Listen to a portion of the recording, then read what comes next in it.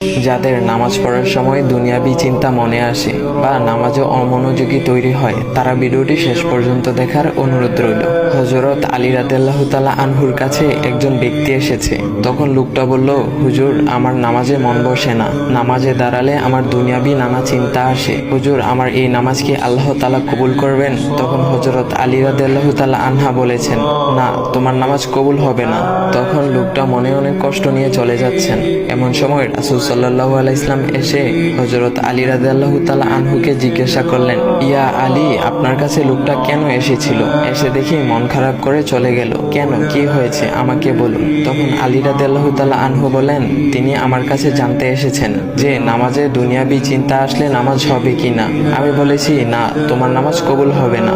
রাসূল সাল্লাল্লাহু আলাইহি ওয়াসাল্লাম তখন বলেন, ইয়া আলী, আপনাকে আমি একটা চাদর উপহার দিতে চাই, তবে একটা শর্ত আছে। আলী রাদিয়াল্লাহু তাআলা আনহু খুশি হয়ে বলেন, ইয়া রাসূলুল্লাহ, কি শর্ত তা বলুন, আমি আপনার সকল শর্ত মেনে নিব। বুঝতেই তো পারছেন রাসূল সাল্লাল্লাহু আলাইহি ওয়াসাল্লামের চাদর বলে কথা। তখন রাসূল সাল্লাল্লাহু আলাইহি ওয়াসাল্লাম বললেন, ইয়া আলী, আপনি যদি এই মুহূর্তে 2 রাকাত নামাজ একনিষ্ঠভাবে পড়তে পারেন দুনিয়াবি সকল চিন্তা দূর করে, তাহলে আমি আপনাকে সেই চাদরটি উপহার দেব।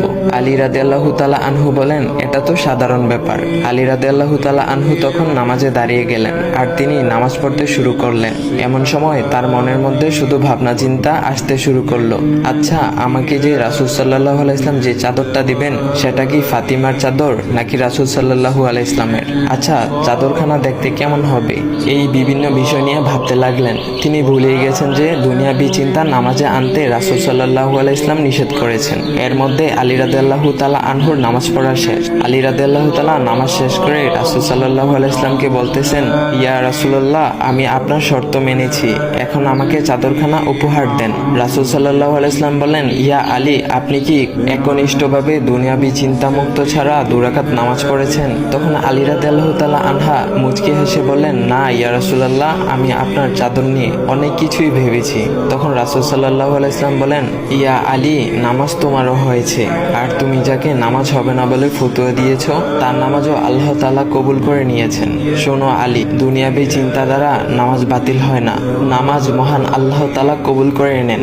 সকল ফরজ নিয়ম কানুন মেনে নামাজ পড়লে নামাজ হবে ইনশাল্লাহ। তবে আমাদের সকলের উচিত নামাজ আদায় করার সময় একমাত্র আল্লাহকে স্মরণ করে নামাজ আদায় করা। নামাজে দাঁড়ালে দুনিয়াবি চিন্তা মাথায় আসে, এটা শয়তানের একটা ফাঁদ।